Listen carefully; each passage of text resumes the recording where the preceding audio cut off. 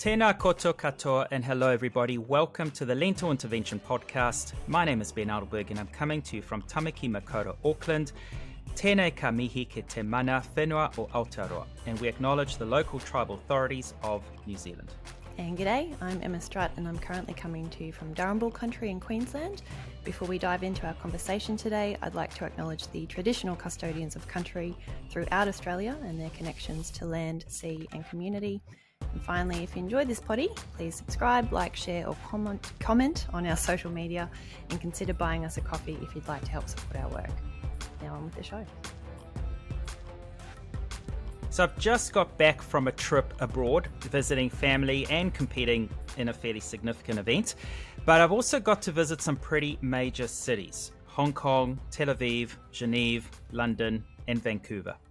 And opening up the Happy Cow app, so many vegan restaurants and cafes.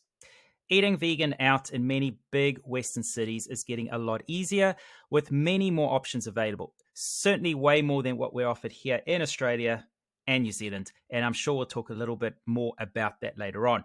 On our podcast, we often refer to a whole food plant-based way of eating as the ideal for personal health. Yet that doesn't quite inspire the majority to change. What they're looking for is how to replace the piece of meat on their plate.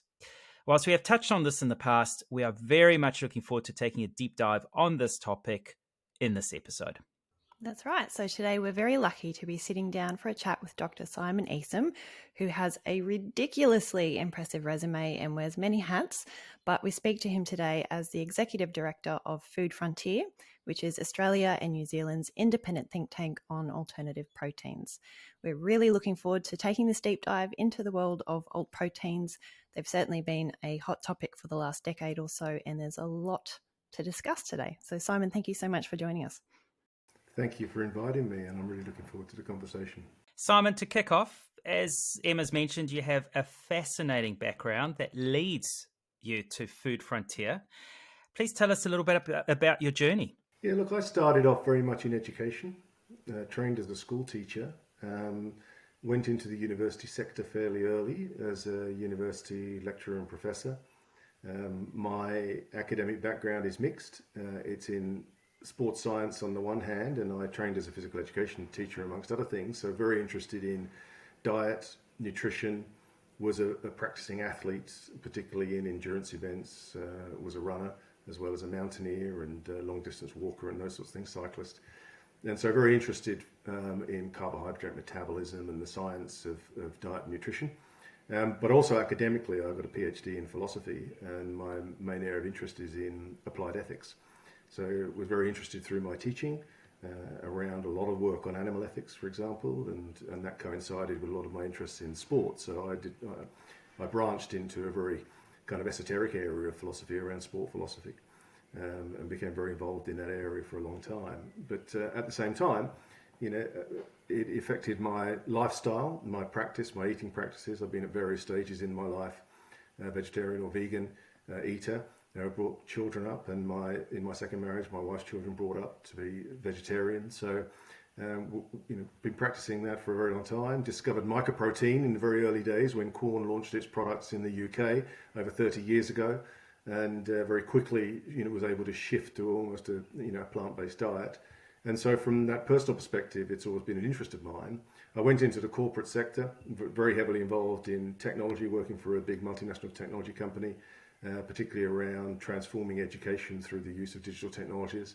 But it wasn't really close to my background and mission as an educator. I'm very interested in changing the world, and particularly changing the world through education and knowledge dissemination and debate and conversation. And so with Food Frontier as an opportunity for me, after that, trip into the sort of commercial sector, but also with that business acumen that comes from working as a senior executive in a big company, to come back into a mission-driven organisation where I can get back to my roots, if you like, and in education, in research, in information and knowledge transfer, producing white papers, thought leadership, and running a think tank. And so, the stars aligned, and here I am. think with that intro, Ben's just found his BFF.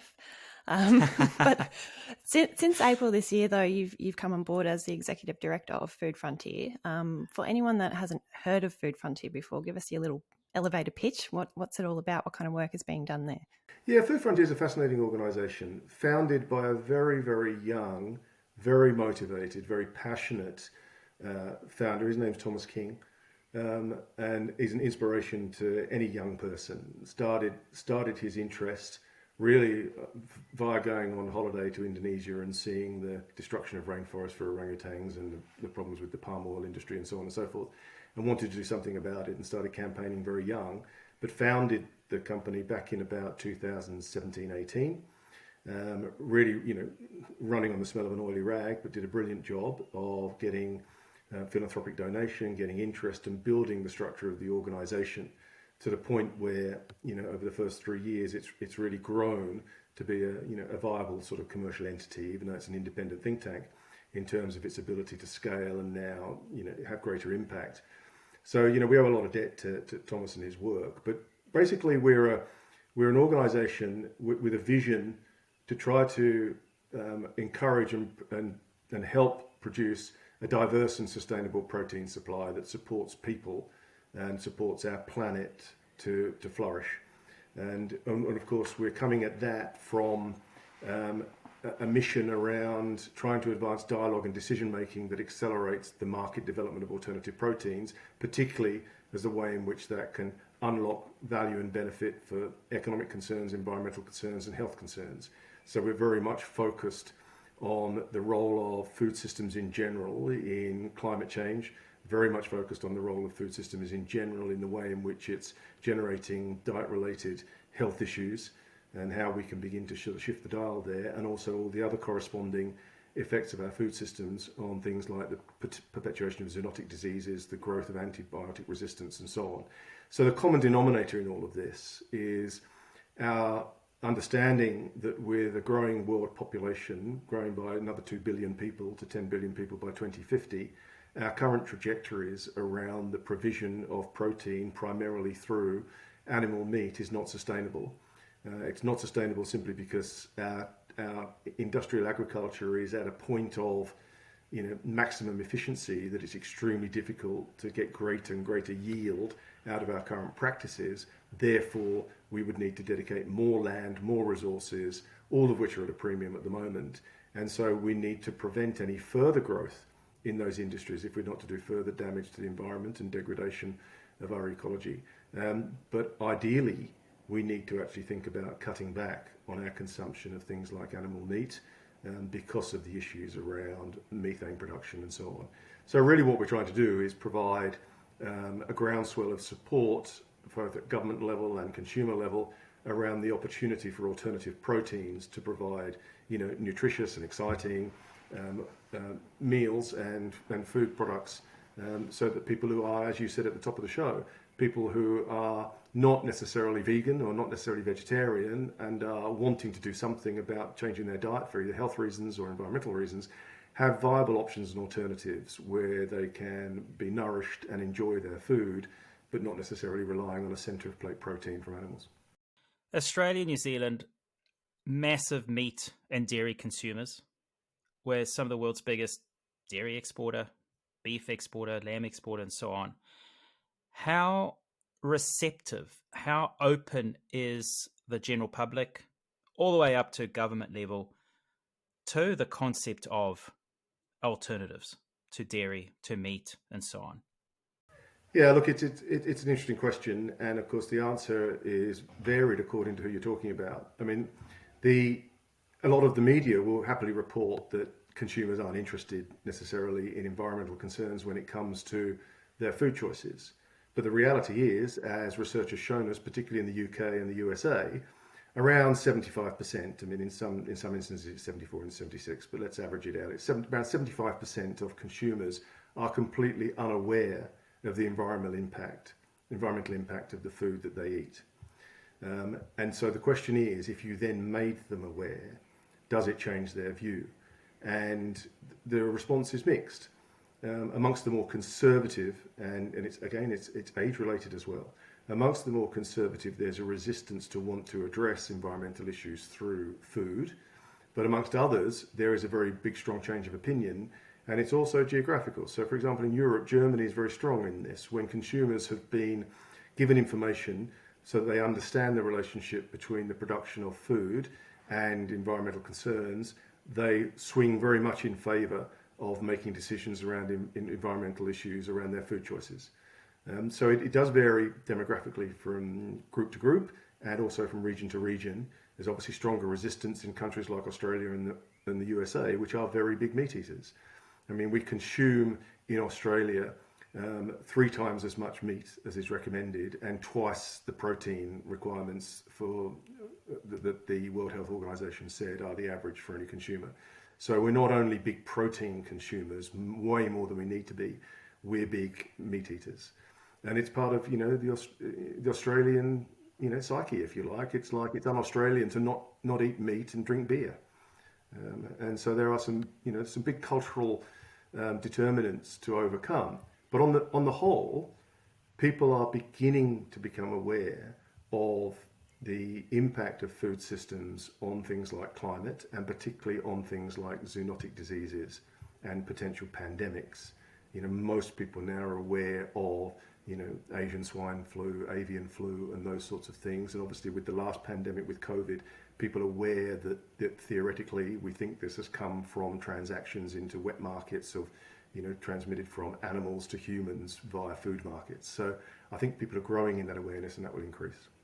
And I would say, like, even in Australia and New Zealand, that the plant-based movement, is steadily gaining traction. Please correct me if I'm wrong here, but I think from the data that I've read, I don't believe the number of vegans and strict vegetarians is kind of rising all that rapidly to keep pace with that growth. So who do you think that these alternative proteins are actually for? Like, who would you consider the target market or the main consumers to be? Yeah, look, again, it's a really good question, Emma. We don't really talk about veganism, and I think it's a polarizing word. Yes, it's very functional and a useful term to describe something, but veganism is wrapped up in all sorts of different approaches to different philosophical ideas and ideologies. So, for example, a vegan at one extreme has no relationship with animal products whatsoever, in which case they don't wear leather, they won't buy, purchase, use any product that comes from any animal source. It's not just a dietary choice. So there are people who are vegan on a dietary choice, but still wear leather, for example. So it's quite difficult to use vegan and veganism as a term. You're absolutely right. The number of vegans is not necessarily growing. They're still a strong part of that community. It's quite limited. It's probably about 1.5% of the Australian consumer would class themselves as vegan.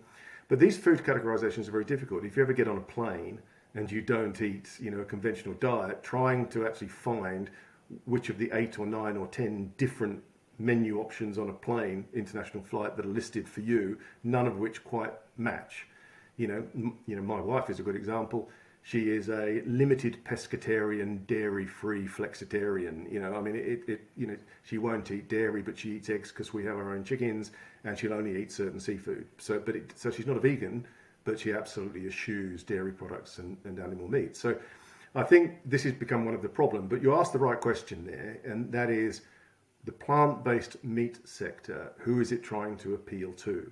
And the big kind of promise of the plant-based meat sector was that manufacturers were trying to appeal to meat eaters who we would call reducitarians, people who, for either health reasons or environmental reasons, want to reduce their intake of red meat in particular, but don't really want to go into the kind of a full plant-based diet where they've got to worry about, how do I cook beans and how do I make, nut loaf and lentil burgers.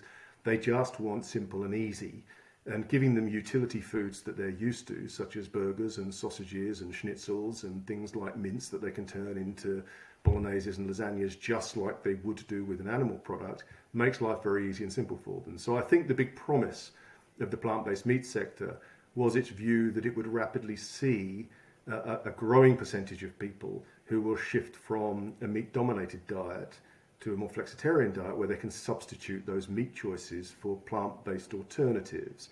And this, of course, has been interesting because we've projected a growth of plate share from something like 1.5% of plate share for the vegan type diet to a 10% plate share of people who embrace plant-based meats by 2030. Now that trajectory was tracking along nicely to that. There have now been some headwinds that have slowed that down. Some people say it's reversed. Some people say it's gone up. And if you look at the food service sector, there's every indication that that trend is still going upwards. If you look at the retail sector, you might see that there's a decline in purchases in our supermarkets. All sorts of explanations to why that might be. And of course, the media has jumped on, it's the end of a fad, it's the end of a trend, which I don't believe is true. So it does vary. But the promise that was there originally was let's aim at a meat eater who wants to change their diet and give them options. I mean, you said as well, Ben, that a plant-based diet is now well and truly embedded in all scientific research and nutritional understanding as the healthiest diet for a human being. But it is a plant-based diet. It's not a plant-exclusive diet. And it does allow supplementation of occasional animal protein and dairy. And I think we have to be, honest and upfront that if we were going to try to propose what is the healthiest diet for a human being, then we're very much measuring healthy diet around a simple formula, which says volume of nutrition versus calorific intake. So, or divided by calorific intake, however you want to work out the equation.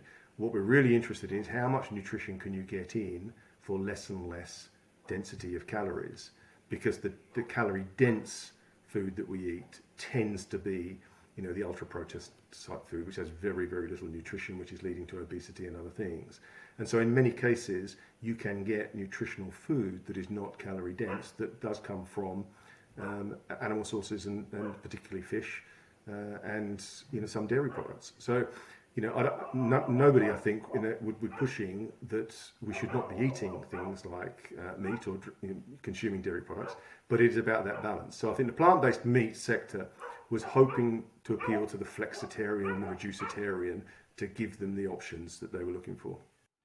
Now, products such as Impossible Burgers, Impossible Meat, and I've just gone blank on the two. Beyond Meat. Beyond Meat, that's right. They directly took on meat eaters by placing their products in the meat aisles as opposed to a dedicated vegan section. But overall, do you feel perhaps there's been a window of opportunity that perhaps hasn't been maximized in terms of, if we're going to put alternative products out there, make them damn good? Because the feedback I've heard a lot, and I've just had this from my sister and her partner, whom I spent a week with, and hey guys, I'm not eating meat, this is what we're having, and they're going out and buying these products, is they're not great. They don't taste great. I know for the most part, fair enough, a lot of stuff doesn't taste amazing. Some stuff does. But can that be a deterrent in trying to increase, I guess, the two-prong approach, eating more plants, but also reducing actual meat intake? And if we're going to do that by introducing alternatives, but introducing alternatives that still taste good in the opinion of most people trying it. Do you think that's been perhaps a challenge, and perhaps now we're losing a bit of that window of opportunity to convince more that there are good products on the market? Look, there's no two ways about it. If you're trying to influence somebody who's looking for an alternative, who's coming from a background of, the experience of being predominantly a meat eater, then taste is the priority. Texture is absolutely important. And then value for money, price. Those three factors are clearly very important. You're absolutely right in that the early promise of a lot of this stuff ended up disappointing. But don't forget that some of these alternatives have been around for decades. TVP, as we call it. You could get the dried up textured protein available down the sort of the health sector, or even go into some of these health shops and buy that and make your own food. I mean, companies like Sanitarium have been providing TVP in various forms in cans with sausages and meatloaf and various things for decades. So this stuff's been around, but it's not been enough to tempt those people who are looking for the same taste and texture experience of meat.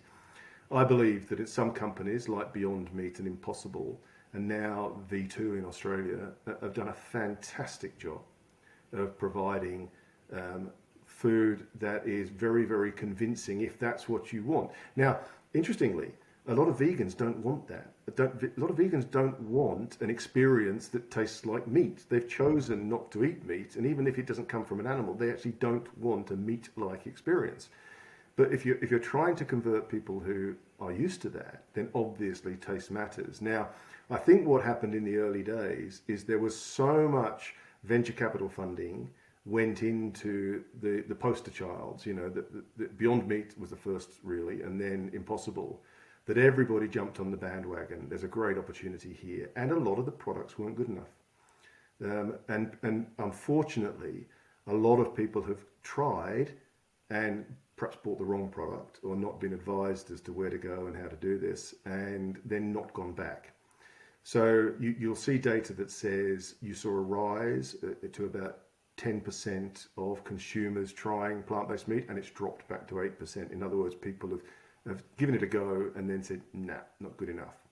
Now, hopefully they'll come back. I mean, I actually think what we've seen is a correction in the market now, where a lot of the early manufacturers who really put stuff out there that just was never going to be of the quality that people demanded, have either left the market or made other decisions, moved in other directions. And what you're left with now is a much better quality product. And they are advancing all the time.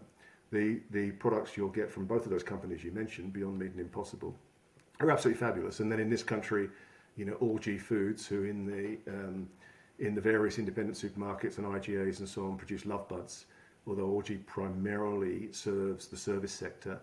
Those burgers, Love Bud burgers, Impossible burgers, Beyond Meat burgers, they're trial after trial after trial have been persuasive of meat eaters that they're eating a meat burger.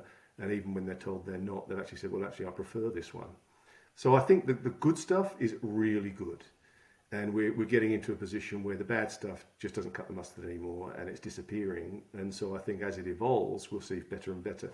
The challenge, and this is the challenge for the market to meet the requirements of meat eaters, is it's very easy to produce an extruded food. So to produce a utility food that basically comes from a crumbed kind of version. So to produce a meatball or a sausage or a burger, it's much more challenging to produce a textured food like a chunk of chicken or a chunk of beef style product that you can then cook in a curry or a stew, or you can make into a salad, or you can you cook the way you would cook with meat. That's still a challenge, and that's still got a bit of a way to go. But we're seeing phenomenal innovation in this space. We're seeing far more use of mycoprotein. So we're seeing far more use of fungi and mushrooms in this space. We're starting to see 3D printing, which might sound a bit sort of over the top technology, but 3D printing allows you to build the layers of protein and fats that create that texture that you expect. And it's been very, very successful in the production of fish, particularly salmon. And you're seeing Austrian companies, Israeli companies, and so on, now using 3D printing at scale to produce something that looks like a salmon fillet, which by all accounts, consumers are finding very, very much like the real thing. So all these things are improving, but that's the big challenge for the sector, which is why cultivated meat is really, the next big promise. But again, it's got its challenges, and we'll probably come on to that. It's got its challenges around being able to produce a crumble-like material that you can make into a meatball or a dumpling, and a fillet steak type product, which has that texture that a meat product has. Flowing on from that, before we get too deep into the conversation, maybe we should just take a small step back and just provide a quick overview of the different types of alternative proteins, because I understand there's a couple of kind of different key categories and a few product terms and examples within those. So we've mentioned, like the plant-based meats and the mock meats. They're part of the meat substitutes, but then you just mentioned cellular agriculture as well. So can you just give us a bit of a 101 of all of these different options? First of all, you said mock meat. So mock meat is not part of the plant-based meat category. A lot of alternative proteins have been around for a very long time, like tofu is thousands of years old, and tempeh and things like that. Mock meats are traditionally saltine and other TVP type products that have been used in Asia as cheaper alternatives. What we talk about with alternative proteins now in that sort of modern parlance are really 4 different options. The first is plant-based meat. So that is an alternative protein where you're trying to reproduce an animal meat product based solely on proteins derived from plants that have been, as I said, fractionated, where literally you're taking, I don't want to get too technical, you're taking the proteins that are available within agricultural products that are quite difficult to actually extract, and through fractionation you are isolating those protein products that can be then reused and reconstituted, in some cases fermented and reconstituted into a product that can be extruded into a meat type product.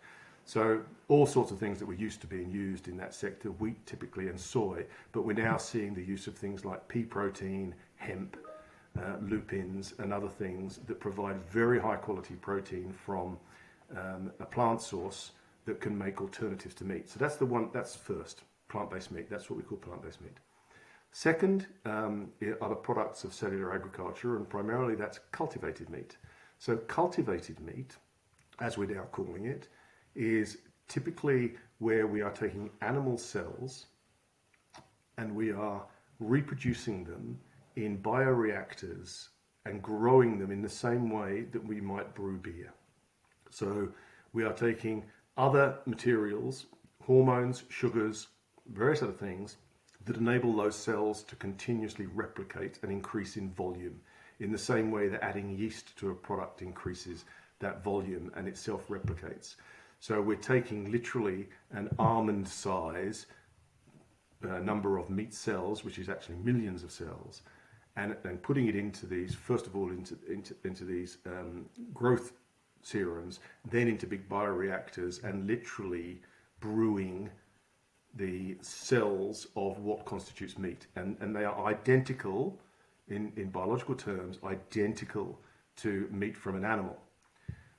Now, we call that cultivated meat. Now, what we do with that product is still in its infancy. So it produces, I'm very careful with this word, but it produces a very loose, unstructured medium.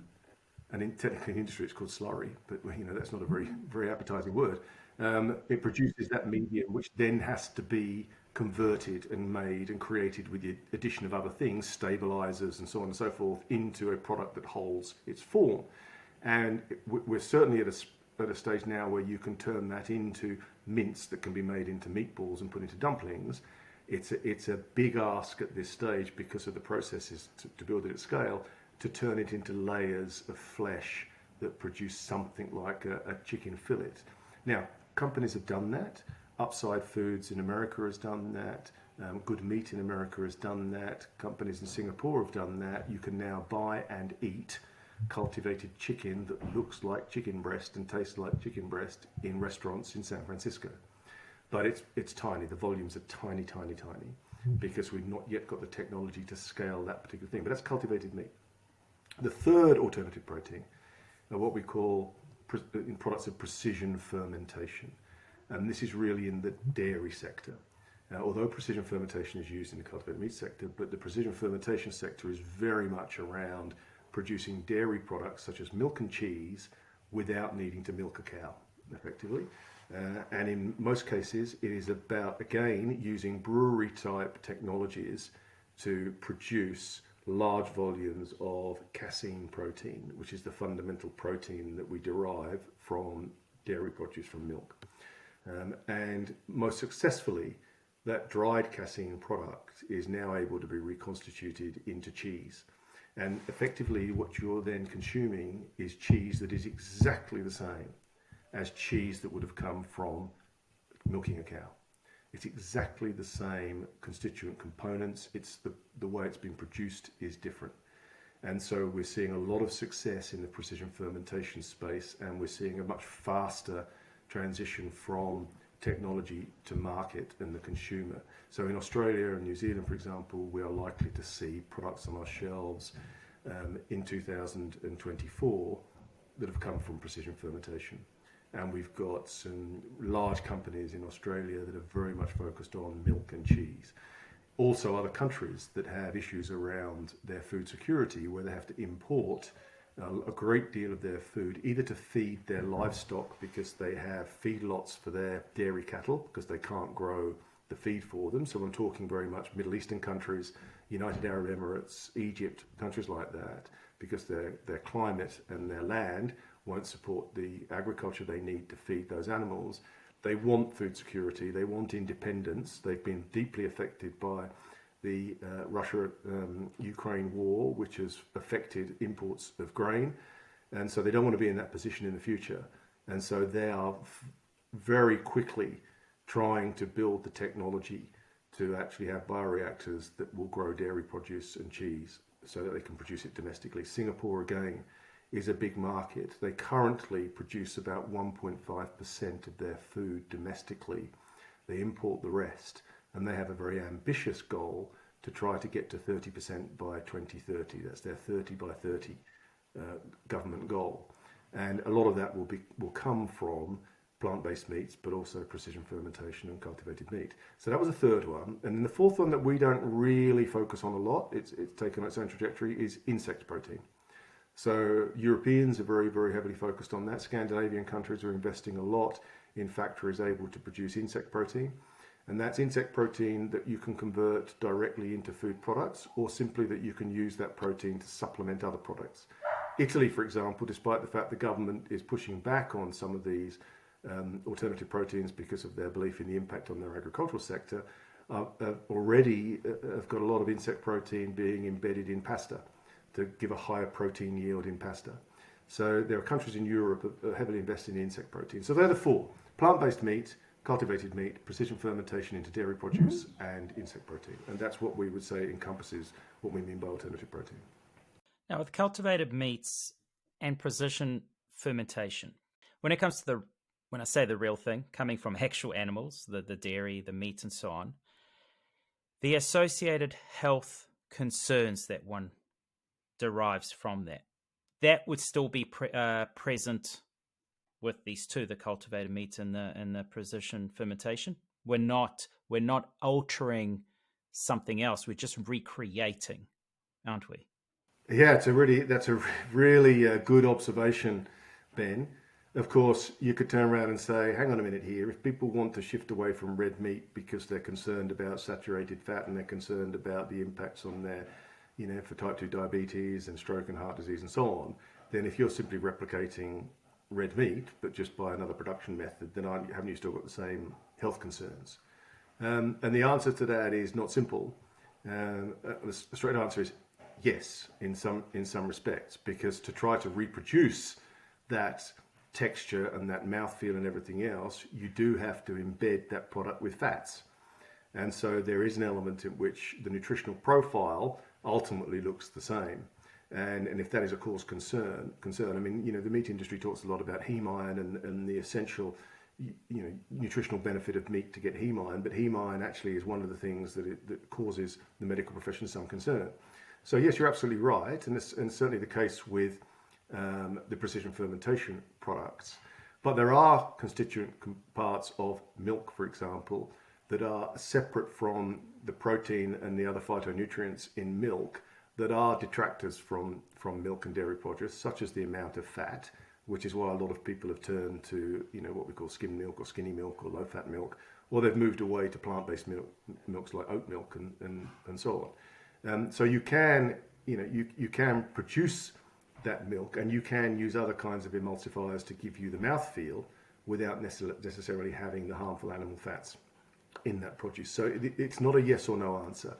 But absolutely, plant-based meat has one of its big aims and one of its big sort of selling points, if you like, is that even though I've mentioned earlier on that a plant-based diet fundamentally is a whole foods diet where you're eating nuts and grains and pulses and so on and so forth. It's not around utility foods, which are not necessarily the healthiest foods. But if you compare a plant-based meat burger with an animal meat burger, and a plant-based meat sausage with an animal sausage, etc., meatball with meatball, schnitzel with schnitzel, the plant-based meat product will look better nutritionally. And it looks better nutritionally for 5 reasons. First, it tends to have more protein per volume or by weight. So it will have a higher percentage of protein. Second, it has fewer calories. And it has fewer calories because typically it doesn't have the saturated fat. And where there are oils and fats used, very often they are things like omega-3 oils and healthy oils to try to give those the texture that you want. So, and then third, it doesn't have the levels of sodium. Early days, there probably were some concerns about the salts and things that were used in some of these products, but they've done very well to actually cut down on sodium. So generally there's less sodium than there is in these other utility products. And also, of course, they contain fiber, and fiber is essential in our diet, and meat has no fiber in it whatsoever.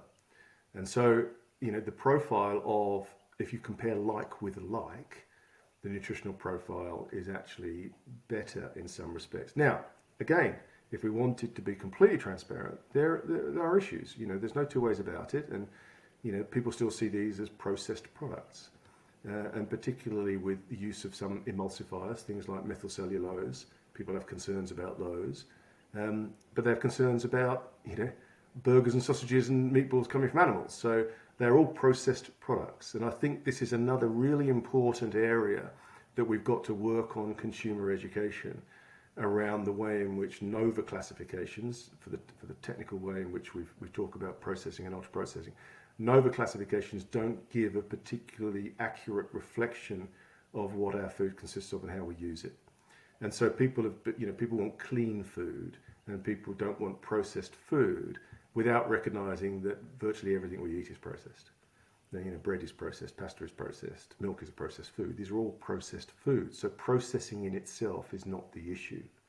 It's really about the things that are being put into food that you wouldn't recognize as food, that have a detrimental effect on our health and so on. So, processing itself doesn't tell you the answer. Trying to find unprocessed food is almost impossible. They're all involved in process. Unless you're picking an apple off a tree, you're eating processed food. Yeah, and I think no one in this conversation here is going to sit there and try and argue that a plant-based burger patty is, times healthier than unprocessed lentils or tempeh, but, it's replacing the hamburger or the crumb chicken patty, Correct. which is, as you say, just as processed. But a follow-on question with the NOVA food classification system. Some academics, including the likes of Mark Messina, who we've actually interviewed on the show before, would claim that the NOVA system actually unfairly tars plant-based products, and that ultra-processed category is pretty poorly defined. And I would have to agree, because there's a huge difference between, like a soy patty and a cream donut. Nutritionally, that's a huge difference. But with that NOVA classification system being talked about more and more, it does present a pretty confusing picture for the consumer, even some health professionals who are trying to, guide their patients in terms of food choices. Does Food Frontier have any thoughts on the NOVA classification system and how it kind of positions these alternative proteins? Well, we'd reflect your comments that you just made. We think that the NOVA classification system does not serve the purpose that it's necessarily intended. It's an attempt to give a mutually exclusive sort of definition for different levels of processing, which has good intentions, but doesn't actually help the consumer. Consumers have never heard of the NOVA classification, so consumers don't know. But of course, self-proclaimed nutritional gurus and dietitians, will talk about Twitter experts. That's right. 5-minute experts will talk about these things. And of course, the consumer, there's a lot of misinformation, disinformation, and fear-mongering. And consumers definitely, respond to some of that fear-mongering. And so, those that are conscious about the health and nutritional benefits of their food. Don't forget the vast majority of people don't care, couldn't care less. They'll happily carry on chomping on their, burgers and fries and donuts. So it's, ultra processing, I think, is an unfortunate term. We understand why it's been used in an overclassification, and absolutely we should be avoiding, if you want a healthy diet, all discretionary foods. So coming back to my point earlier, if you want to eat for health and nutrition, you would have a very different diet than if you're eating for pleasure or satisfaction or convenience. And I think this is part of a bigger conversation that we need to address at the government level, at the education level. And that is the way in which food has become a transaction. I go to a supermarket or to a quick service restaurant, to a fast food place, and I transact for a product that gives me an immediate, enjoyment benefit or whatever, and we're completely divorced from the production of our food or an understanding of what place food has in our life, in our culture, in our history, and so on. Now, different ethnic groups, I think, are more strongly tied to that, but in general, one of the failings of Western society, which has plagued a lot of developing nations, and you just have to look at the rise of obesity and diabetes in countries like India and China, is this transactional view of food and this shift to discretionary foods as the norm in your diet. And that is a big challenge for us because the health costs and therefore the economic cost to countries are just enormous. We haven't even touched on the concept of environmental, and we will. But before we go there, I have another question. With Asia has a very long history of consuming soy products, meat replacements even. I'm getting older now, old enough now, I can say decades ago, I've been to places like Hong Kong, and you can purchase, you could eat things that looked like chicken and had all the bits to it. And so they've got a long history of that. Yet, how do they find themselves now at the center of innovation? Western societies brought the concept of eating more meat. Is this now their way of pushing back? Or is this just a financial opportunity, a capitalistic opportunity? Why is so much coming out of Asia now? Well, this is a huge topic. I think the first thing to say is it is very difficult to talk about Asia. You have a large number of countries, and countries such as India or China within them have multiple cultures, food cultures. I mean, I experienced this firsthand as a very young man traveling independently in China and going there with an expectation of what Chinese food was because I'd experienced it in the UK in your local Chinese takeaway, which was very much Hong Kong stroke Sichuan style food. And then traveling independently across the north of China, I didn't eat rice once. And I didn't eat anything that vaguely resembled sweet and sour pork. I ate almost exclusively noodles with cabbage and a tiny, tiny bit of, if you're lucky, pork fat or pig in it. So we have these ideas about what these different foreign cuisines are, and we have ideas that they are long-standing, traditional, and immutable. I mean, a good example is Japanese food. Because we don't really understand sort of history of Japanese culture, we think Japanese food is, deep-seated, centuries old. In fact, most of what we now think of as Japanese cuisine, whether it's ramen, whether it's sushi and these sorts of things, is post-Second World War food.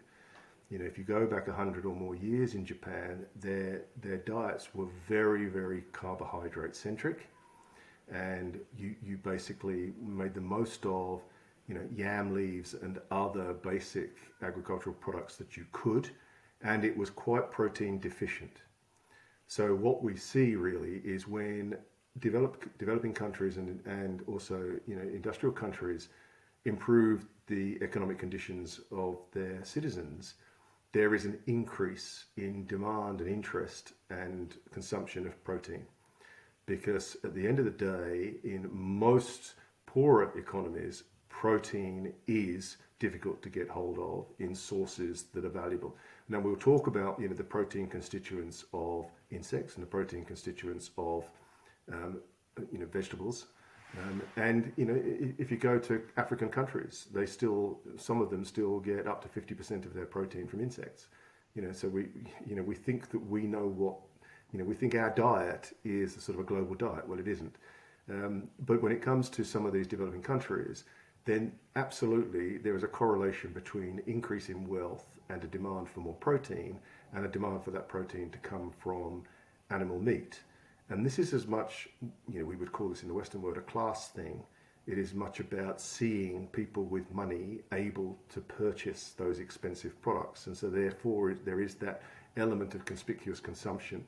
I'm wealthier, therefore I should eat more of this. Now, it's not that simple, of course, but that's been the big push. And if we look at, as I said, the way in which cuisine has changed across different cultures over the decades and the centuries, post-Second World War, and certainly in the last 50 years, the volume of protein consumption, particularly from animal meat, has just grown exponentially. And it's continuing to grow to the point where not only is it unsustainable, but we're eating far more than we need to. And we're seeing other countries develop in that way as well. So you're absolutely right. You're seeing, Chinese citizens with a bit more money saying, well, hang on a minute here, I've got some more money, I'm going to buy more meat. Because it is representative of having that kind of wealth.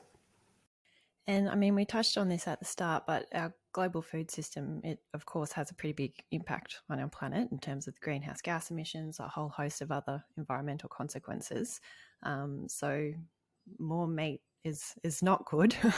What are some of the key things for people to know in terms of meat products versus the alternative proteins in regards to the resource demands? Well, I don't want to get too polemic here. I think it's worth dealing with the clear facts. And the clear facts are that the overwhelming majority of agricultural land on the planet that is available is almost at its maximum. There is no more available land to be used for agriculture. But over 75% of that land is used to produce feed for animals. If we look at the calorific production of food around the world, we produce enough food for about 3,600 kilocalories per person per day. And yet, when we don't need that, we don't need much more than about 1,800 to 2,000. So we're producing nearly double what every person on the planet needs. And yet there are at least 800 million, if not close to 1 billion people in the planet in food poverty. So the production of our food is totally out of kilter with what's needed and what's needed by whom on the planet to consume it. So there are huge inequalities in our food production. So that's the first thing that is a fact. And it is a lamentable fact in this modern age that people are starving when we're overproducing.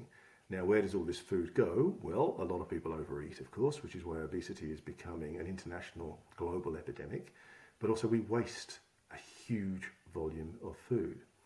And a lot of this is because, again, with our food systems, we've lost contact with conscious consumption of food and where it comes from and what role it serves.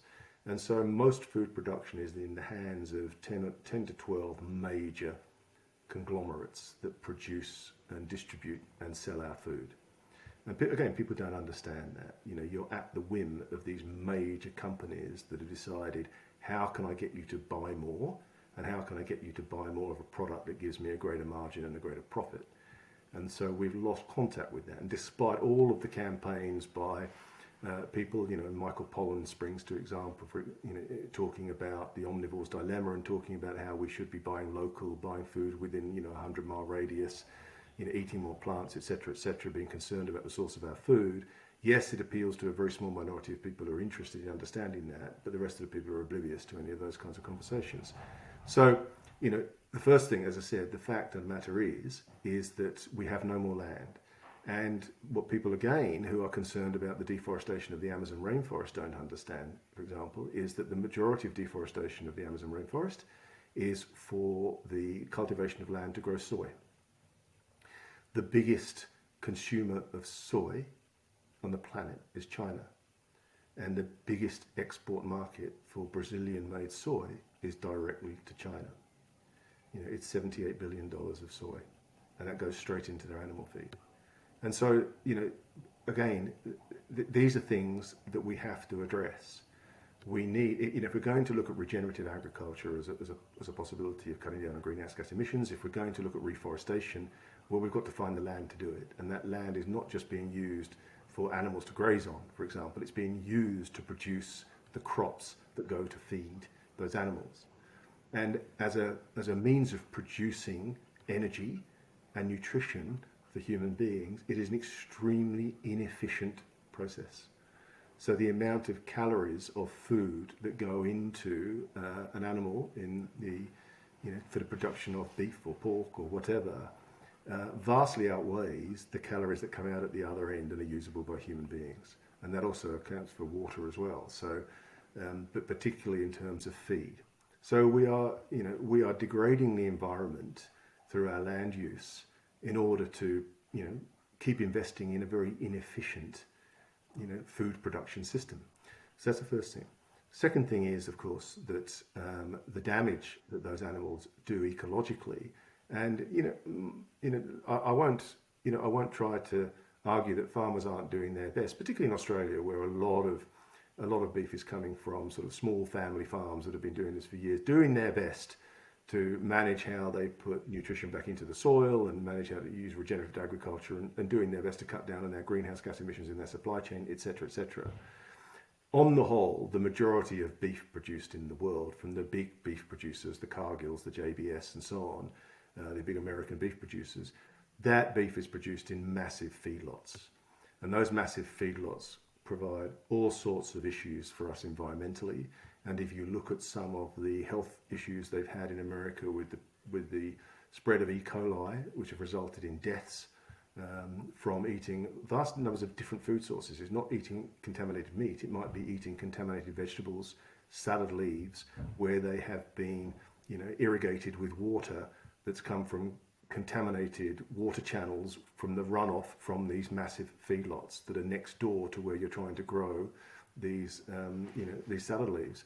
So the issues for us around this number of animals being used for environmental concerns is enormous. And it's the same in parts of America are blighted by the local industrial animal feed production, whether it's pig farming in the Carolinas or whether it's poultry farming, producing huge amounts of nitrogen, huge amounts of methane as a result of the sort of, the rotting feces and vegetation and everything else that are simply dumped and are literally destroying the environment in those local areas. So there's that impact. And then, of course, the more controversial one is the one around the impact of methane on greenhouse gas emissions.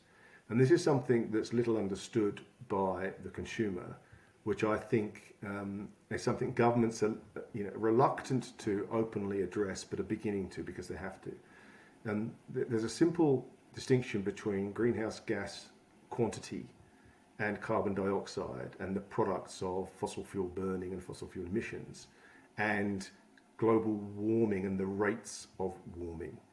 Carbon dioxide in the atmosphere has a total warming effect because of the way in which carbon dioxide creates, if you like, this envelope in the atmosphere, so heat is reflected back internally and therefore leads to continuous warming. It's just like having a heater in your room and shutting out all the ventilation, and if it's an air conditioner, it will slowly keep recirculating the same warm air and get warmer and warmer and warmer. And that's what greenhouse gas in terms of CO2 does, but it's a long-term effect. We are seeing the effect of greenhouse gases produced 100 years ago, 80 years ago. So global warming as a result of CO2 emissions is a very long-term effect, and we can plan and predict the totality of those and what that means for our temperature in 50 years, 60 years, 100 years. But it's not actually helping us in understanding rates of warming. Rates of warming are a different thing. So that is the speed with which the atmosphere warms up. And methane, as a greenhouse gas, has a far faster rate of warming into the atmosphere. So first of all, it is more damaging in the short term because we see the effects of methane emissions within 5 to 10 years. But on the upside, if you reduce those methane emissions, you see the impact of reducing them within 5 to 10 years. So if we really do want to limit global temperature rise to under 2%. I mean, we've given up on 1.5% despite what's talked about. 1.5 degrees or 2 degrees. We've given up on that. It's just not achievable. We're already there. Australia is warming up faster than just about any other country on the planet, and we're already at that 1.5 degree rate. So if we want to slow the rate of warming and give us an opportunity to come up with technological alternatives to getting carbon dioxide out of the atmosphere, we've got to address methane emissions. And if we look at methane emissions, there are a number of sources. A great deal comes from the mining industry, particularly coal mining, with leakages of methane from coal mines. A great deal comes from sort of rogue emissions. We call them fugitive emissions, which are basically escaping from old dilapidated pipework. Melbourne's one of the worst cities in the world for its fugitive methane emissions that are seeping out from underground because of all the out-of-date pipework and so on that's transporting gas around the place. But the biggest single methane emitter is ruminant animals with what we call enteric fermentation. So for you and me, that means burping methane, and feedlot animals, even more than free-ranging animals, burp more methane. So particularly beef, the biomass of beef on the planet. I mean, if you were an alien coming from another planet to visit Earth, you would think the dominant species on Earth was a cow, because they're equal in biomass now to human beings. And if you add beef cattle and humans together, you're talking about nearly 90% of the biomass of animals on this planet. And again, people don't realise that. People look out to the wild, and isn't it wonderful? We watch nature programs with David Attenborough and see all this variety of wildlife, including marine life. But actually, the biggest biomass on the planet is human beings and beef. And so, there's no two ways about it. And there's been technological advances that try to support the beef industry with the development of red seaweed, which is called Asparagoptis, where there's been some early promise about feeding Asparagoptis into beef or dairy cattle as well, and it absorbs the methane, so they're not belching the methane. But it's not proven to be as effective as we first thought. We first thought that this might limit methane emissions by 80 to 90%. It's now looking more like 25%. But the problem in Australia and New Zealand, for example, is that most of our beef is free-ranging. It's grass-fed, and you can't spread Asparagoptis over the whole of Western Australia or Queensland, expecting the cattle to eat it. It's okay for feedlots, so it's an option for countries where most of their beef comes off feedlots, such as America. But it's not an option really for Australia. So despite these technological advances, we've got to address the problem of methane production. And now I think the industry is, doing its best to try to clean up its act around carbon dioxide emissions in its supply chains, in its energy use, and using renewable energy and so on and so forth, in an attempt to defray, the pressure on the industry to cut its greenhouse gas emissions. But the reality is we've got to address methane emissions. If you wanted a simple, expression, our global, warming crisis at the moment is a methane crisis, and it doesn't get talked about much in the media. It doesn't get talked much about government level, although the knowledge is there and the research is there, and we're going to have to address it, because no matter what we do, I mean, some researchers suggested, and this is coming out of Oxford University, Martin Institute, Cambridge University, their Institute for Sustainability Leadership and so on. A lot of research coming out is saying you could completely stop any carbon dioxide emissions today from burning fossil fuels or from air transport, take all the cars off the road, we would still not keep to holding our global warming target to under 1.5 degrees or even 2 degrees, because we're not addressing methane. The methane problem has certainly been raised in New Zealand, but it is our dairy industry is such a part of our New Zealand's DNA. I don't like to say our. There's a lot of people that object to it, but it's acknowledged. There's attempts to address it, but the changes is if forthcoming is too slow. Not forgetting, you touched on biomass, biodiversity loss, a big cause of that. Deforestation still happens in Queensland at great knots. And, we've learnt about that on the show, and a lot of it is for beef. for cattle. So it's happening in our own backyard. The little pockets of land, native forests we still have here in New Zealand, same thing. Dairy, need a bit more land, a few more cows. The environmental impact is massive. There's a lot of myths out there in terms of how much water almonds take, but that's all relative in terms of how much water the dairy industry consumes, or how much deforestation is as you mentioned, because we're planting crops of soy, but actually the vast majority of soy is for animal feed. So there's a lot of myths in the industry or in across the population. But one thing that is a little more clear cut is animal welfare. We're not killing animals. We're not abusing animals. I think there's going to be a dilemma around, and again, you touched on it, the whole cultivated meat concept. Do I want to eat something that tastes like something that I don't want to? But if some have gone to turn to veganism for animal welfare reasons, could that be a reason to return to eating cultivated meat? Because we're not impacting animals. I mean, this could appeal to more people than we realize. Perhaps, I don't know. Look, I'll give you a little war story. When I was an academic in the UK, I was heavily involved in a lot of the debates that the Labour government at the time were having because of an independent member of Parliament bringing a bill before government to ban fox hunting. And of course, they generated a great deal of public support around the issue of cruelty and cruelty to foxes. The idea that, ideas about the aristocracy riding around on their horses across their own private land and, with packs of beagles chasing and terrorizing a fox and then ripping it apart, of course, evoked a very emotive response. But the argument was around why would you and should you limit personal choice, liberty, and a cultural practice? What basis, what grounds would you have for that? And of course, the basis and grounds were that it was unacceptable to inflict cruelty on an animal for no reason other than the pleasure of human beings.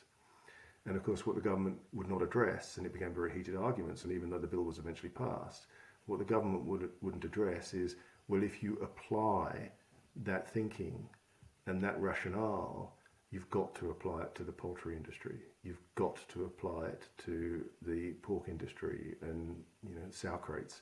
You've got to apply it to a lot of the fishing industry, and you've also got to apply it to the medical industry and others where we're using vivisection and other practices to test cosmetic products or whatever, where we're rearing and keeping in prison anything from mice and rabbits through to monkeys and chimpanzees, and inflicting all sorts of effectively of torture on them in order to test a cosmetic product.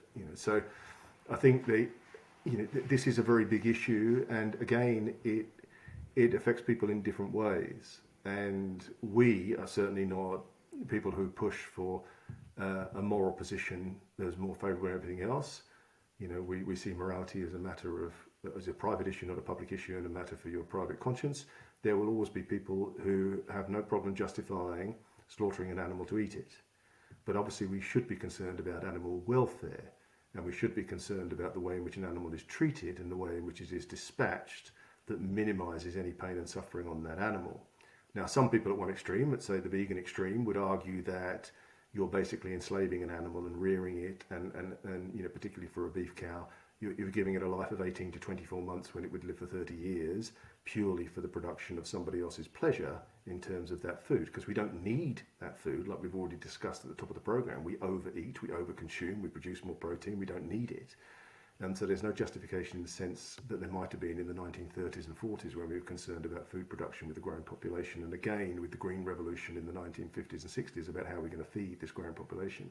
We don't have that issue now with the industrialization of agriculture. So, there are people saying, well, fine, I'll eat happy meat. I'm happy to go out and hunt a deer and kill it and then eat it. because it's lived a full life, etc., etc. So there's all sorts of rationalizations for how you can justify meat. People will use naturalistic arguments. They will try to argue that it's part of our evolutionary process. Humans, as long as they've been recognizable as humans, have always eaten meat, and it's because of eating the protein from meat that we've grown the way we have and we've got the brains we have. Most of those arguments don't stand up. Most of those arguments are false rhetoric that's based on a misunderstanding of evolution and a misunderstanding of our Homo sapien past. And we can go into more detail about that, but we do have these embedded ideas about it's natural to eat meat, and therefore we should continue to eat it. So it's very difficult to try to persuade people to move their stance on these things from a moral position. But having said that, as we talked about, a large number of people are completely oblivious to what goes on in the industrial animal agriculture sector. And as people like Peter Singer have argued, if anybody spent a day in an abattoir, you'd never eat that meat again. If anybody had a job where they had to go and clear a shed of thousands of chickens, most of which are deformed, maimed, whatever, where you can literally clear a shed of 10,000 chickens in just a couple of hours, and the way it's done by handling 5 or 6 in each hand and literally taking them out and chucking them in the back of a van and going back in and doing it to get the whole thing cleared in one night. I mean, it's quite abhorrent in some respects. So, I don't think consumers really see that. And do they want to see that? They don't want to see that. People don't want to think about those sorts of things. But clearly, those animal welfare issues are really important. So, Food Frontier, we take it that people have different ideological perspectives, different moral perspectives on the sources of their food. We don't hold a particular position or comment on that, although we do generally believe we should be looking at less suffering, less damage, less pain inflicted, a welfare system where animals are treated and animal husbandry is treated with the greatest respect you can for that animal, as a general idea and rule.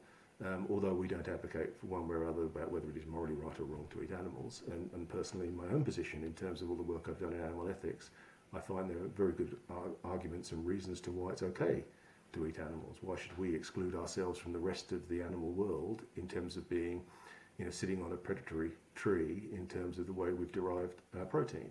And as I said, the healthiest diet is one that does allow for some consumption of animal meat. It's the volume that we eat and the results of the industrialization of agriculture that's led to some really, really problematic processes in that production of increasing yield in the treatment of animals, particularly in the poultry business, particularly in the pork business. You've touched on this at the start as well, but of course, very importantly, food security. We've got to meet the challenge of feeding a population of close to 10 billion people by 2050, while reducing our environmental footprint and ensuring that food is accessible and affordable. So how do you see alternative proteins playing a larger role there?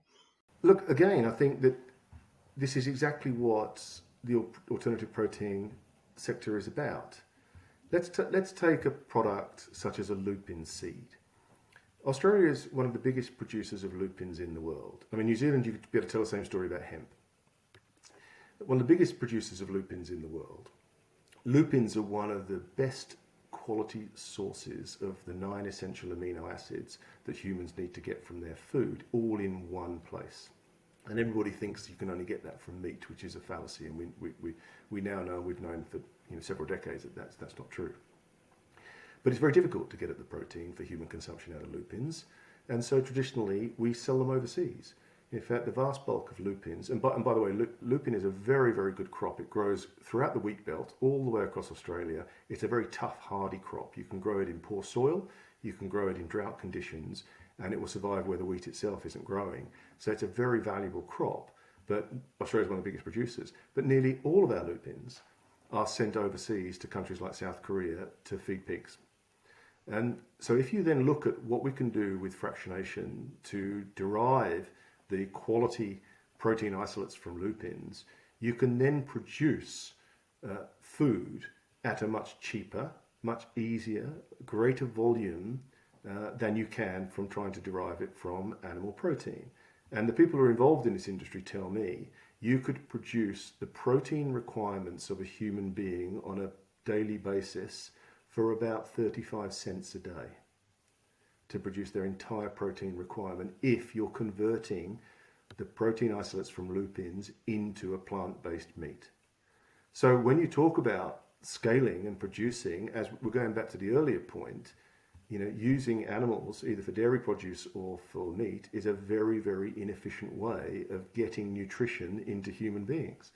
And if we look at the output of what we produce in Australia, and if we invested in the facilities we need in Australia, such as the fractionation facilities, where we have very few in Australia, to actually convert these plant-based proteins into usable isolates that can be then made into all sorts of products, then we'll have no problem feeding people. And we'll have no problem feeding people with the existing outputs from those industries.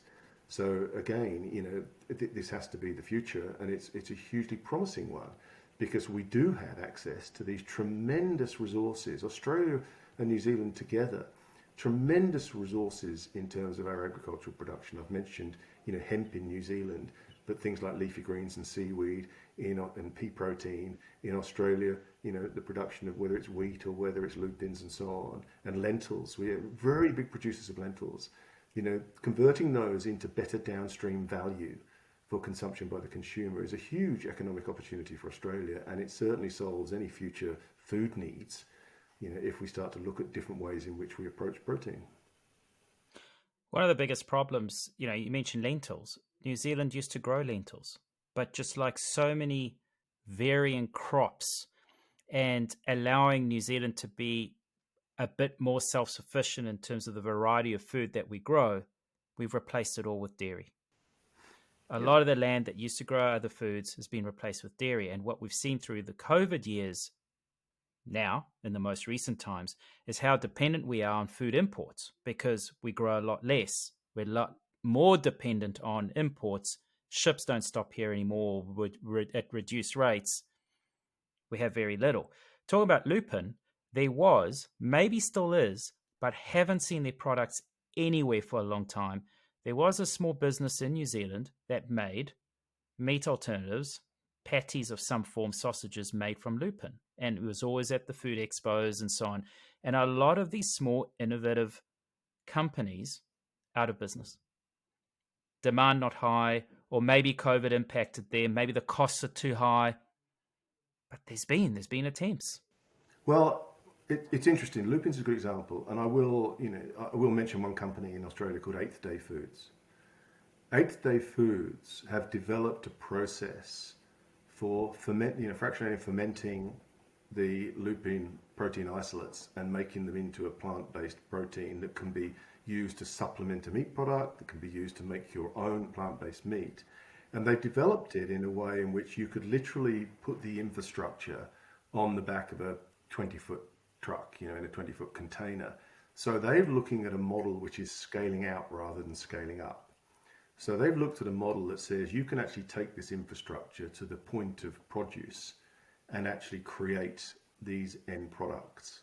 And that's their big proposition that they're now taking to market. See, in the past, there's two factors here. One is that you have a long history and tradition of selling this product overseas because you've got a ready market for it. And you know what the price is going to be, and that price is set, and apart from fluctuations based on various different economic conditions, you've got a predictability about your business model. Why am I going to mess about with small volumes here and there when I can just sell en masse to Asia or another country with that product? So I'll come back to that in a second. And then the second thing is, who is going to invest in that infrastructure and pay for it? Is it the farmer? Well, it's not the producer. The producer's not interested. The producer's not going to start putting those facilities on their doorstep and trying to produce for that market. They don't need to. So where's that investment going to come from, and where's that push going to come from? And it's a bit of a chicken and egg. Yes, if we had the products out there and people saw them and there was a demand for them, then someone sees that there's a business to be made here by building that facility and utilizing that raw product to make something they can on-sell into the food production sector. So it is a bit of a chicken and egg. So you're going to need a little bit of government push and a government incentive and regulation. You're going to need a bit of consumer pull around that. But ultimately, I think the change is going to come from changing market conditions. So what happens to the New Zealand economy when a country such as China, which is very heavily investing in cultivated meat and precision fermentation, when it suddenly says, hey, New Zealand, we don't need your milk products anymore. Then if you have no alternative and you haven't invested in that alternative, you're in a very difficult position. Australia is the same. The majority of Australian export is in raw products like iron ore and coal and gas. And if you look at other export products, they're a fraction of what we're exporting. What happens when we move to renewables completely and nobody wants your coal anymore? What happens? So we've got to invest. The market will drive the change.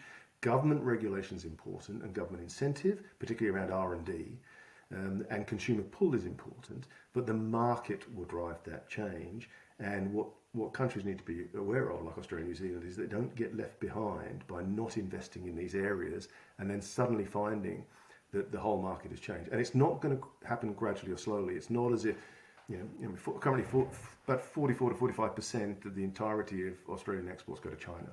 So it's not as if suddenly next year it's 43% and then 41% and 39%. You'll fall off a cliff. There'll come a point where you fall off a cliff, and then it's not possible for you to recover from that. And I think New Zealand is probably more vulnerable than Australia in that regard, in terms of its very limited exports that it has available to it. And like you say, its requirement to import a great deal of its foodstuffs as a result. Now, whilst that balance of trade has been favourable, it's been fine. So nobody's looking at an alternative. But if that balance of trade suddenly shifts, it's going to take a long time for you to move across to these alternatives. And that's why I think you do need that government investment in R&D, and you need that government investment in looking at the options of what's going to happen when the market drives that change. And it will drive that change for all sorts of reasons. Flowing on from that then, Food Frontier produced a report exploring the opportunities for Aussie and New Zealand protein manufacturers in key Asian markets this year. It's really high quality report. We'll link it in our show notes. Probably very unfair of me to ask you to summarise close to 200 pages here, but what are some of the market opportunities for the local alt protein producers in our region, considering the potential of expanding into Asia? Well, the first thing to say, of course, and we talk about the Asian century, but Asia is becoming the biggest market in the world, and certainly in terms of food, it's becoming the biggest market in the world. Asia has enormous problems in terms of its own domestic production of food. It's got the biggest, outside of Africa, it's got the biggest growth in human population in countries like India. It's also got an increasingly affluent body of citizenship in those countries that are placing demands on food systems in terms of what they want to eat. So Asia has got those challenges, but it's also a tremendous opportunity. And so one of the purposes of our study was to look at the current state of the plant-based meat market in Asian countries, whether there were differences between countries, what the attitudes were towards plant-based meat amongst consumers, and what the potential market was for Australia and New Zealand exporters into that space. Well, should they be exporting, for example, raw ingredients, or should they be exporting finished product? Should they be looking to onshore in those countries the manufacturing facilities, or manufacturing here and exporting, etc., etc. So we were trying to get a good picture of what the opportunity was for Australian and New Zealand manufacturers. And it was interesting what we found out. So it was all consumer research. So it's primarily looking at qualitative data coming from, and quantitative data, but qualitative data come from interviews and surveys with consumers in those different countries. And what we found out was really quite interesting. And so the first thing was that the biggest driver around consumption and potential consumption of plant-based meats in most countries was health. And the focus on health was largely, as we would expect, from the older demographic, with people who were beginning to confront some of those age-related, diet-related diseases. So they were becoming more interested in the nutritional profile and the health of their products. And they were seeing that there was a challenge for them in terms of sort of westernization of a lot of their diet. So they were very interested in the nutritional profile of things like plant-based meats. Very few of them were expressing a preference for environmentally sound product, apart from in one or two places, and particularly in countries like Singapore. And so we saw differences between different countries. We also saw differences between their willingness to adopt alternative proteins when they are packaged around their own cuisine. So particularly in some countries, for example, use of ready meals. So in certain parts of China, in certain parts of Hong Kong and so on, and Singapore, people have consumed much more in the form of ready meals. And so they wanted ready meals where they're having the whole meal ready for them to put in the microwave or whatever, but using those plant-based meats, and they wanted them to reflect that local cuisine. So whether that was in Thailand, whether it was reflecting, a Thai green curry or whatever, or whether it was a ramen in Japan or whatever else, it's, they wanted to reflect that cuisine. There was less interest in buying an Impossible Foods burger and cooking a burger. So those utility, so some interesting reflections on how manufacturers, particularly those who are pushing into the retail space, gain access into those. And now all of those major players like Impossible and Beyond Meat, they are present in all of those Asian countries. But what most of them are trying to do is localize their offerings. So that was one of the key findings we had, which is that people were ready to consume localized offerings that use plant-based meat. They wanted transparency in terms of the ingredients. They wanted transparency in terms of what they were eating. So packaging was very, very important. And they, wanted an emphasis on things like protein content and so on, particularly if they were health focused. But it was very much around localizing the cuisine. Now that has implications for where that's produced and how it's produced. At the same time, of course, you're seeing a growth of interest in going and eating in, KFC or, McDonald's or whatever in these countries. And an interesting thing about China is they're not a coffee drinker. We think, well, China's a tea drinker. So coffee's never going to take off. So how on earth is Starbucks going to take off? Well, Starbucks is now in every single city, on every single street corner, in every Chinese city. And more, Starbucks doesn't just sell coffee.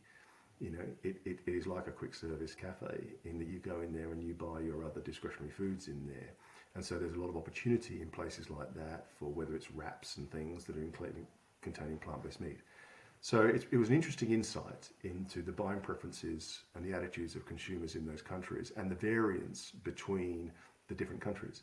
And one thing, of course, was interesting is people say to us, well, you didn't really say much about India.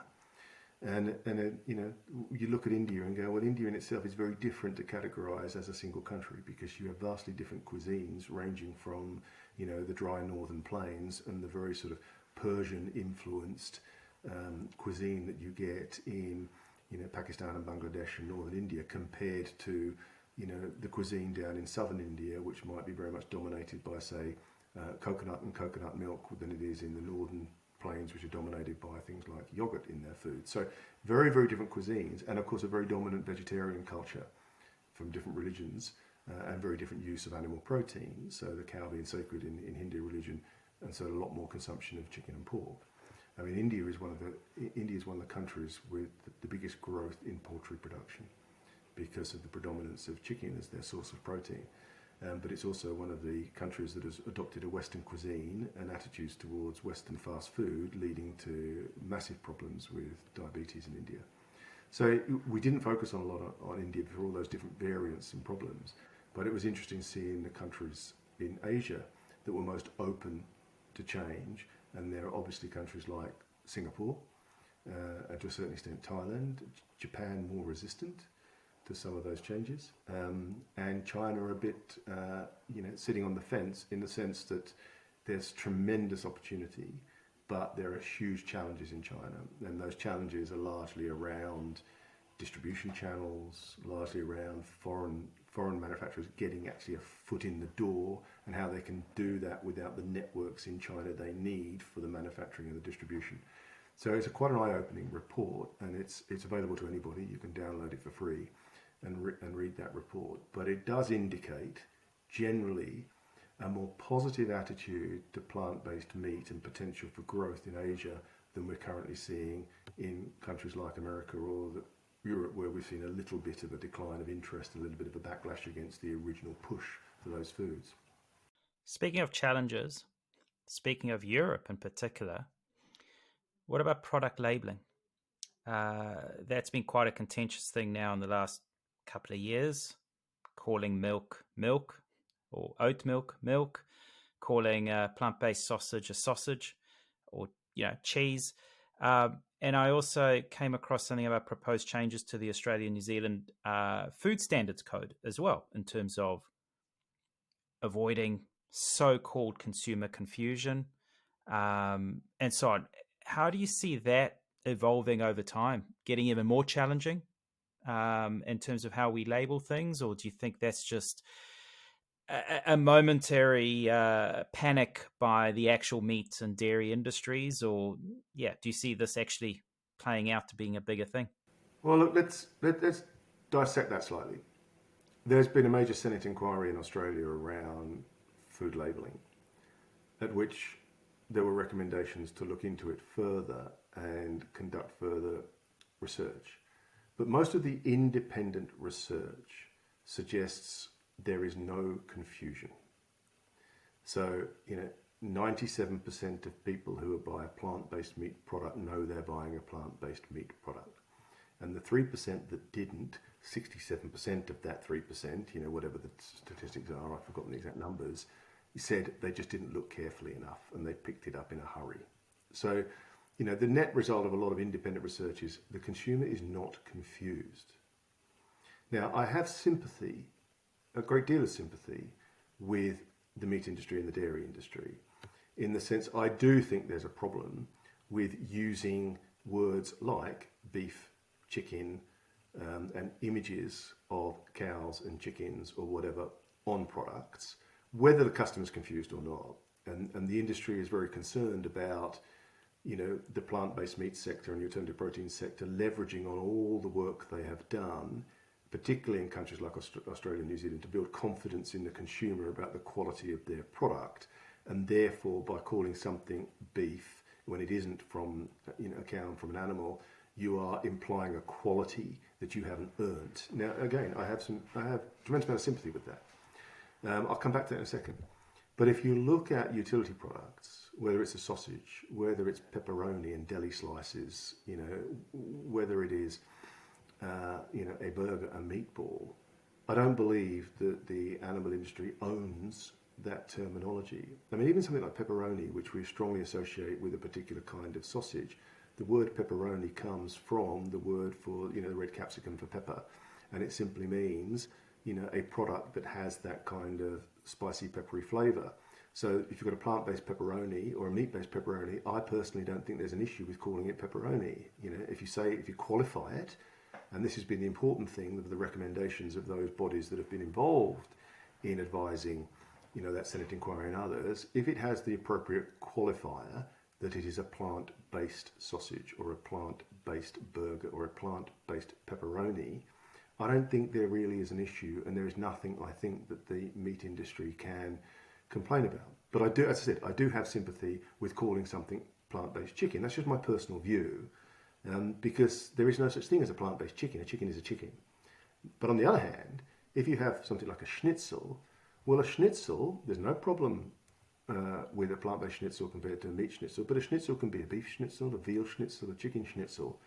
So I don't think there's a problem with calling it a chicken-style schnitzel when it's derived from plant-based meat, because you're telling the consumer what to expect. You're expecting that white meat texture, taste type experience that's from a chicken schnitzel as opposed to a beef schnitzel. So I don't have a problem with using beef style, chicken style, personally, with those things. I think providing we have guidelines and we have consistency across the manufacturers, and we have proper labelling and proper information on the packaging, I don't think there's a problem. And if anything, I think the problem is going to go away. Now, other people would argue that this is an attempt by those industries to try to limit competition because they fear the growth of those products. Now, Food Frontier doesn't have an opinion either way, on that in terms of our research and understanding and what those motives are. We simply want to look at what the research tells us, what the consumer tells us, and what the facts of the matter are. Now, personally, and I put that up front, coming from my background, my philosophical background and my applied ethics background, and looking at, very often in the past, looking at the history and culture around food and so on, words like meat and milk cannot logically and reasonably claim to be owned by the animal industry or the dairy industry. Milk is a term that's been used for hundreds of years, if not thousands of years, and applied to other sources of liquid, including things like coconut milk. So I don't think it's reasonable, just because we've become a predominance of use of the word milk with dairy milk, to say nobody else can use the term milk.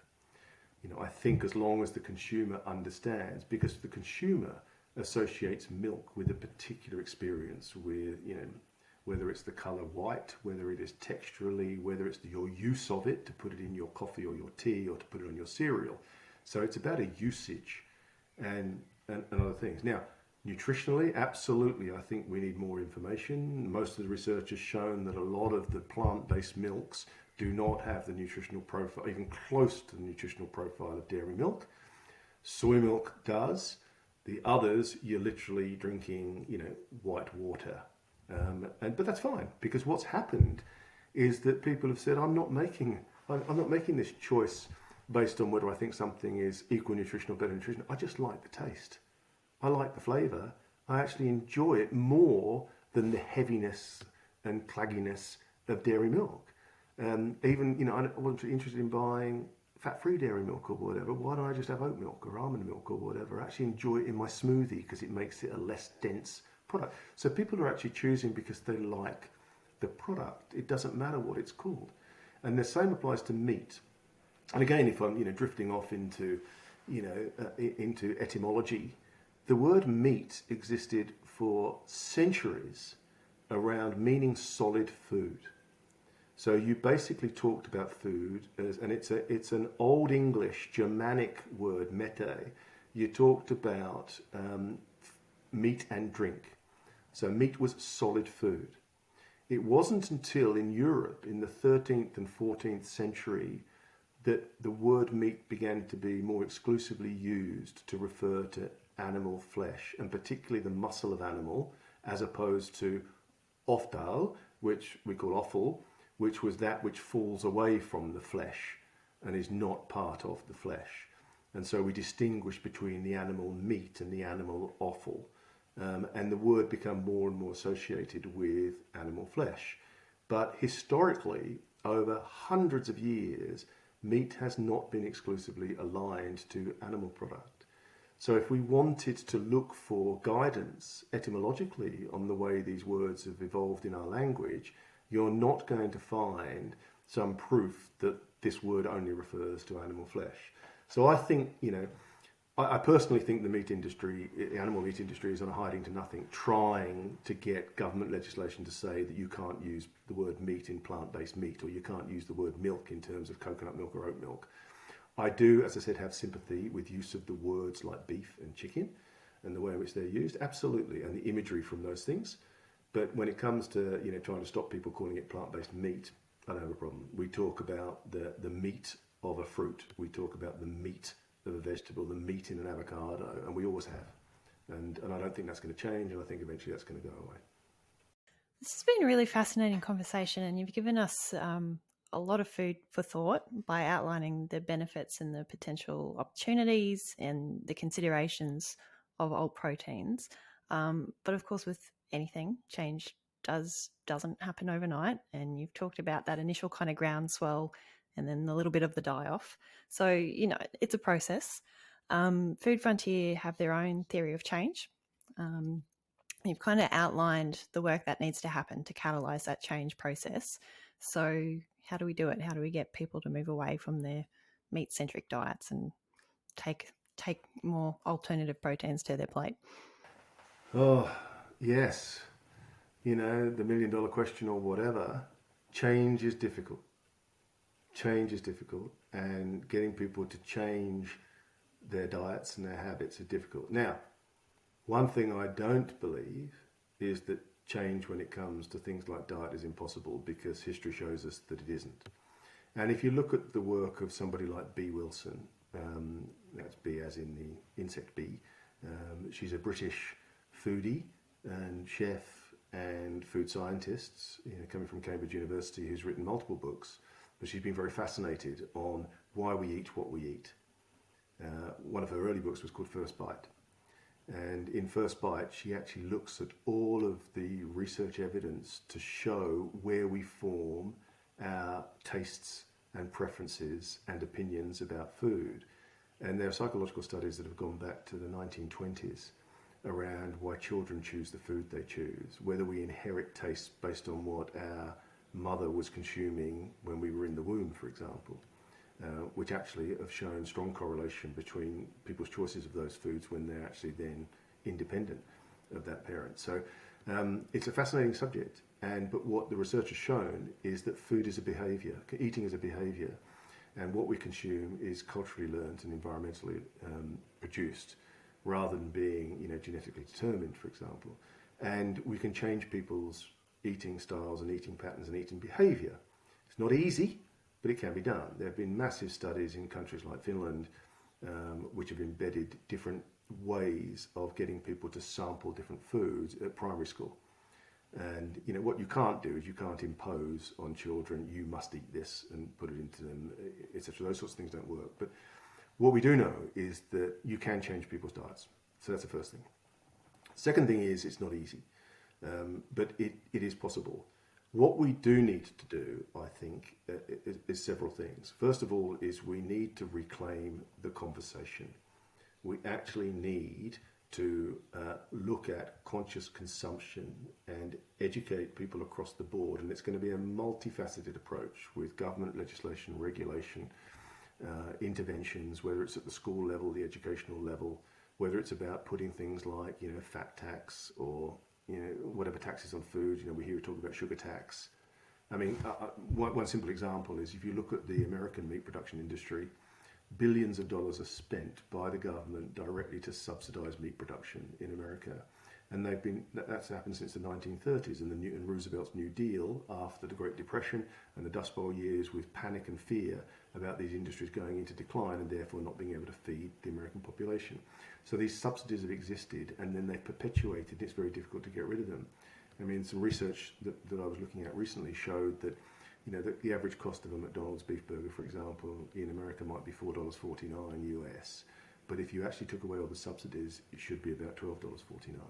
So we have all this debate in the media about why does plant-based meat cost so much? The question should be, why does animal-based meat cost so little? And in countries like America, it's because it's so heavily subsidized by the government. What would happen if you started to charge the real price of food? What would happen if you started to actually force retailers to put a surplus onto food costs based upon the environmental impact, the health impact, all the other things that the public is paying for? One study in the US showed that the average American taxpayer was already paying far more than the cost of a beef burger for somebody else to eat that beef burger because of the subsidies given to that industry, which people don't even realise they're doing. I might be a vegan, but I'm actually paying for you to eat that beef burger because it's heavily subsidised. I think they suggested, the cost of a kilo of minced beef should be around $30 US a kilo. Way more than it should be now. Meat has actually come down and down and down and down in price, particularly things like chicken. If you look at what the cost of chicken was 50 or 60 years ago, a lot of that is due to subsidy, but a lot of it is also due to the industrialisation and efficiencies in the technology. So, it's multifaceted. We need better education. We need to reclaim the narrative around food and conscious consumption of food. So whether that happens in schools, whether that happens through government intervention, where you're starting to put reality into the way in which food is produced and what's available. I mean, I give you, we think it's a free choice. So if you think about the way the retail outlets operate, going to any supermarket and you think, well, the supermarket puts all this food out there and the consumer makes a choice. Well, the retail outlet makes a decision on what food sells. Not only then what food sells, but in what volumes, and therefore what's the revenue I'm likely to get from that, and what is the margin. So if a retailer finds out that the biggest margin is to sell frozen chips, then you'll have more sections in the freezer section with frozen chips than you will with a plant-based meat. If they decide that ice cream is the big seller with the biggest margin, you'll have cabinet after cabinet after cabinet with multiple manufacturers' products around ice cream. So the idea that when you go into a retail outlet, you've got this level playing field where you're seeing all these foods and you're making free choices. Absolutely, you're not making free choices. You're being presented with choices that the retailer is giving you based on their revenue projections and the margin they get from floor space. So the retailer says, what is the return on a square meter of floor space? I am not going to pack that meterage of floor space with a product that gives me very little margin and very little revenue. I'm going to put the highest revenue, highest margin products there because I'm a business and I'm making money. So I think, again, governments need to think about the ways in which they've allowed the food systems and the food industry sort of laissez-faire to basically do what it wants in the way in which it cajoles, informs, coerces consumers through advertising, through everything else, to make these transactional choices about food, which are causing problems downstream. We can't sit there talking about diet-related illness and disease and the cost to the public purse of treating diabetes and stroke or whatever, and then say, well, we'll give you some education about what your diet should be and leave it up to you in some sort of liberal hands-off approach. It's not going to work, and we've shown that it doesn't work. Now, what that means in terms of government interventions, regulation, education, I think the answer is complicated. But we absolutely need to reclaim the narrative around food and food systems. And part of what Food Frontier is about is synthesizing multiple sources of research into information, whether it's through white papers or publication, that gives people that knowledge and understanding of those food systems. And our theory of change is very much around investing our time and finances into specific activities that are going to produce projects and outputs and programs that progress the industry to get a realistic market share of what protein consumption should be. So absolutely we've got to take on that. Other things that I think are going to affect that, talk about sustainability and so on. These are very complex ideas. We're still debating amongst experts what sustainability actually means. And so expecting a consumer to understand it and then make choices around sustainability is just not realistic. So ultimately, I think the consumer will drive change, but the consumer needs to be nudged. We need to have these interventions and regulations that nudge and change the way in which food is positioned and seen by the consumer. And we see it happen very quickly and very easily. You just have to see what happened in Victoria after the recent case of the 3 people dying and the 1 person seriously ill from eating death cap mushrooms, and the person who fed them the death cap mushrooms claiming that they bought some mushrooms from a supermarket and some mushrooms from an Asian retailer and reseller, that they weren't foraged wild. And of course, everybody panicking, thinking, oh my God, have I got to worry about the source of mushrooms, even though it's absolutely impossible for a poisonous mushroom to get into the food distribution system to be sold in a retail outlet. Absolutely impossible. But you saw a reduction in consumption or purchase of mushrooms by over 10% in some areas. So we know that people do react to information, good or bad, good information or disinformation about food and the way in which they approach that. So we've got to work on a multifactorial approach, and we've got to get people to collaborate and do this together. But ultimately, the government have got to be involved in the kinds of interventions we need. Talking about providing reliable, trustworthy information, Food Frontier is hosting the ALT Protein Conference, 4th of October in Melbourne. Tell us a little bit about it. Oh, Ben, it's massive. Anybody who's involved in the industry needs to be there. Seriously, our first annual event was the ALT Proteins 22 conference last year. Well over 300 delegates came. It was a sellout, wasn't it? So it was buy your tickets quickly, sellout. Everyone. Yeah, it was a sellout. Everybody from the industry was there. Now, things have moved on a year. Interestingly, we're going to have an even bigger conference this year. We've got some amazing, input from a variety of speakers, whether they're coming from the retail sector, from the manufacturing sector, from the innovation space, from the investment space. There's something for everybody. But most exciting from my perspective is the food sponsorship from the leading plant-based meat manufacturers has been unbelievable. And the food we're going to serve at lunchtime and in afternoon tea and then cocktail hour is the very, very best of plant-based meats. And what I'm most excited about is that most people's current experience of plant-based meat is either eating something in a quick service restaurant and so on, where they've opted for the vegan burger, but they've got no idea where it comes from or who makes it or where they can buy it or whatever. They're quite happy with it and enjoy it. And we're seeing actually a growth in consumption of plant-based meats in the service sector. That's something that is growing and is bucking the trend in the retail sector. But what people don't know is, well, what do I do with this? How do I make a meal out of this? Well, they're going to see that at our conference.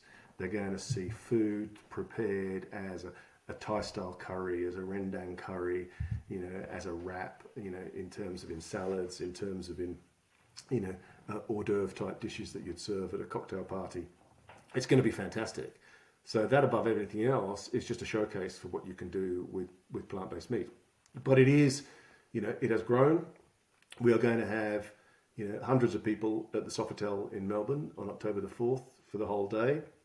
And I think it will encompass everything plant-based meat from every perspective.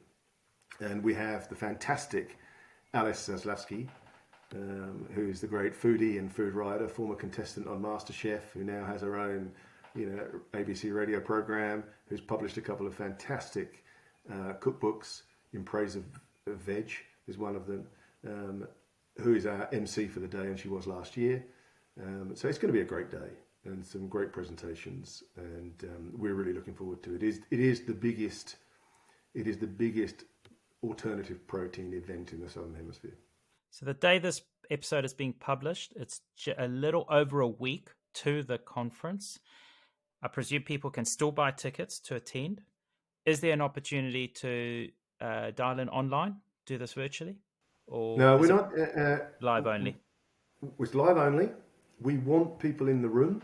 We want... Well, you got to eat, right? Dialogue. We're going to eat. Taste the food. We want dialogue. We want networking. We want people to pick up on the vibe and the buzz and the positivity, which you don't get online. Now, I'm very much in favour of virtual events, and I've run many in the past. And certainly in terms of scale and audience reach, they're very, very valuable and important. But this is very much around getting people in the room and to feel that vibe and taste the food. Tickets are still on sale. And certainly for organisations, institutions, they can approach us if they want to get representation from across their organisation about whether there are sort of, group packages and various other things. But the tickets are available online, and they will still be on sale until we're sold out. And I don't think we're likely to be sold out in the next week or so. We may be before the conference comes, but there's still an opportunity in the next few days and a week to get on and buy a ticket. Now, this has truly been one of the longest episodes we've done in a very long time. But Dr. Simon Eassom, thank you so much for this hugely fascinating insight into the whole world of alternative proteins. To me, it's just been about plant-based meats, but we've learned about cultivated meats, precision fermentations, and of course, all the associated challenges, the opportunities, the benefits as well for this industry.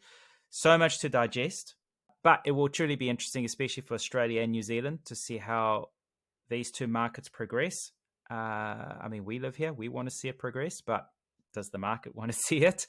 And of course, it needs to be part of the solutions for both the health of ourselves and that of the planet. So I think we all agree it's a way forward. It is one of the solutions, but how do we challenge that? The conference will certainly address a lot of that, and we certainly look forward to seeing the outcome of that. Thank you so much for your generous time and being an amazing guest on this show. Well, thank you, Ben. Thank you, Emma. I'll finish with one simple comment. I have great faith in humanity. I'm an optimist about humanity, and I think give people a chance, give them information, let them make informed decisions, and the future looks very positive in all sorts of ways. And I think that in the future, people will embrace alternative proteins. I am absolutely convinced of that. And they'll do so for all sorts of reasons, but it will be a better future for all of us, for animals and for the planet. Amazing. Thank you so much. Thank you for listening to the Lentil Intervention Podcast. If you found this interesting, make sure you subscribe and share it with your friends.